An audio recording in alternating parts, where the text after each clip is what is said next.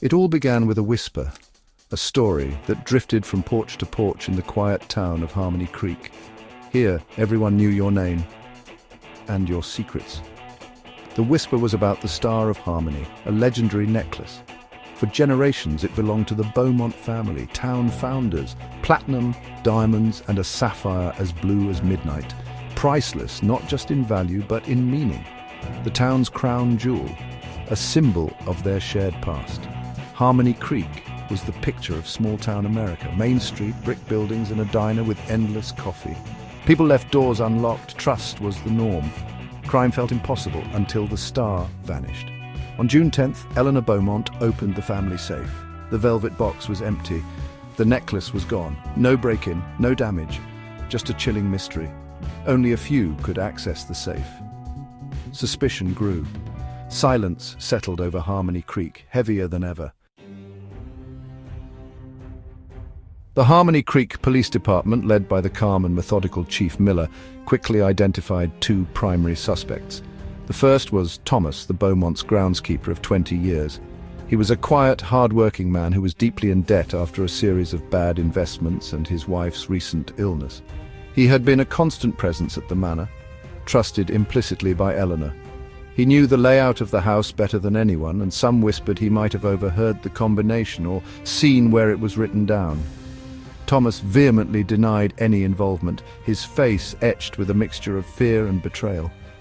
He was a man who had dedicated his life to the Beaumonts, and now he was being looked at as a common thief.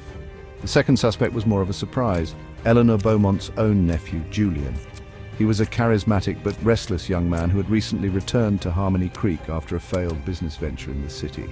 Julian had a taste for the finer things in life, a lifestyle his current finances couldn't support. He often spoke of selling off old family relics to fund his next big idea, a suggestion that horrified his aunt. He had visited her the day before the theft was discovered, a fact that seemed more than a simple coincidence. His charm, which once endeared him to the townsfolk, now seemed like a possible mask for something more calculating and desperate. The town was divided, unsure whether to suspect the loyal employee or the prodigal relative. The town's reaction was a slow burn of suspicion and fear. Neighbors who had shared coffee for years now exchanged wary glances over their fences. The local diner, once a hub of cheerful gossip, became a chamber of hushed speculation. People started locking their doors for the first time in their lives. The children were told not to talk to strangers, but in a town where no one was a stranger, the warning was confusing and unsettling. The missing necklace was all anyone could talk about. Every conversation circled back to the theft, to Thomas's debts, to Julian's expensive taste. The sense of community, once Harmony Creek's greatest strength, was fracturing under the weight of mistrust. Chief Miller knew that pressure from the town was mounting. He had to do more than just interview the two main suspects. His small team began a meticulous, if slow, process. They re-interviewed every member of the Beaumont household staff. They looked into the financial records of both Thomas and Julian, searching for any large, unexplained transactions. They canvassed pawn shops and high-end jewelers in 3 surrounding counties, circulating photos of the Star of Harmony. But every lead turned into a dead end. There was no physical evidence, no confession, and no sign of the necklace. The case was growing colder by the day, and the quiet harmony of the town was being replaced by a persistent low hum of anxiety. Weeks turned into a month, and the investigation stalled. Chief Miller felt the weight of the town's expectations on his shoulders. He decided to take a different approach. Instead of looking for what was there, he started thinking about what wasn't. The thief had left no trace, which was a clue in itself. It suggested a level of precision and planning that was almost professional, yet the crime was deeply personal. He went back to the Beaumont Manor, not as a police chief, but as an observer. He walked through the rooms, trying to see the house not as a home, but as a puzzle. He stood in front of the empty safe for a long time, the silence of the study pressing in on him. It was during this walkthrough that he noticed something insignificant, something everyone else had overlooked. On the dusty top of a bookshelf near the safe, there was a faint outline in the shape of a small rectangle. It was cleaner than the surrounding area, as if something had been sitting there for a very long time and had only recently been moved. He asked Eleanor about it. She paused, Then her eyes widened. "My husband," she said softly. "He kept a small digital camera there. He used it to photograph the flowers in the garden. I haven't thought about it in years." It was a long shot, a tiny thread in a tapestry of confusion, but it was the first new piece of information they'd had in weeks. The search for the camera began immediately. It wasn't in the study, nor was it anywhere else in the main house. Miller's team, along with a reluctant Thomas, searched the groundskeeper's shed and Julian's small apartment above the garage. Finally, they found it. The camera was tucked away in a box of old gardening magazines in the manor's dusty attic. It seemed like another dead end.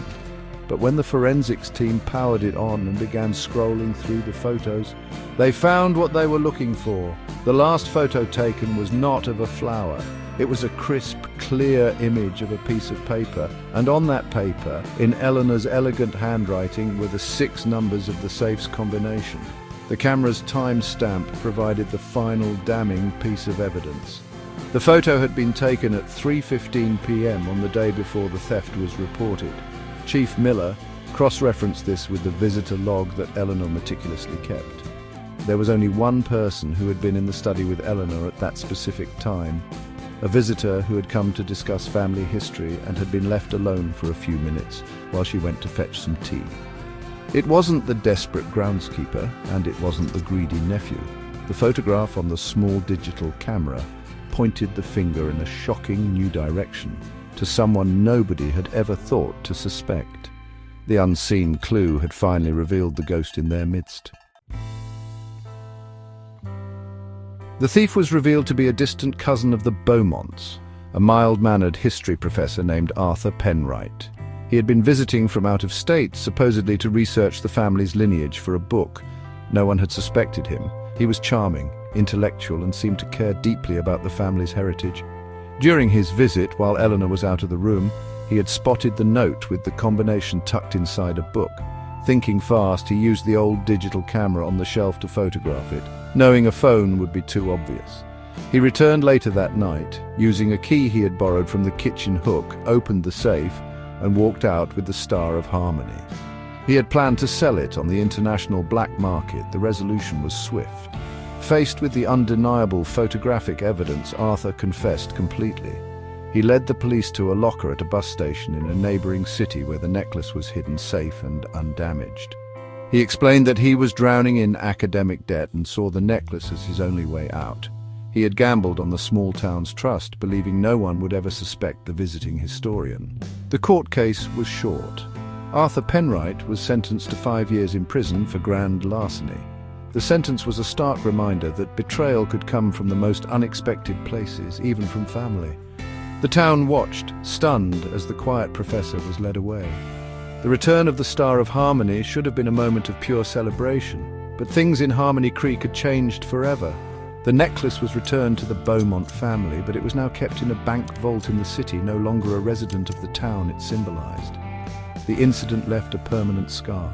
People locked their doors now.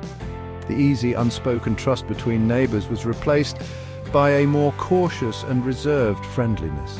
The story of the theft became a new kind of legend, a cautionary tale whispered to newcomers about the time that paradise was briefly lost. It was a reminder that even in the most peaceful of places, darkness could be hiding in plain sight. In the end, the crime reshaped the lives of everyone involved. Eleanor Beaumont, though heartbroken by her cousin's betrayal, became more involved in the community, creating a local history museum to share the town's stories in a safe, public space. Thomas, the groundskeeper, was publicly exonerated, and the town, in a collective act of apology, helped him pay off his wife's medical bills. Julian, humbled by the suspicion he had faced, left his get-rich-quick schemes behind and started a small, successful landscaping business, finally finding his place in the town he almost spurned. Harmony Creek was quieter now, a little less naive, but perhaps, in a strange way, a little stronger too. It had faced a mystery and survived, forever changed by the whisper of the missing jewels.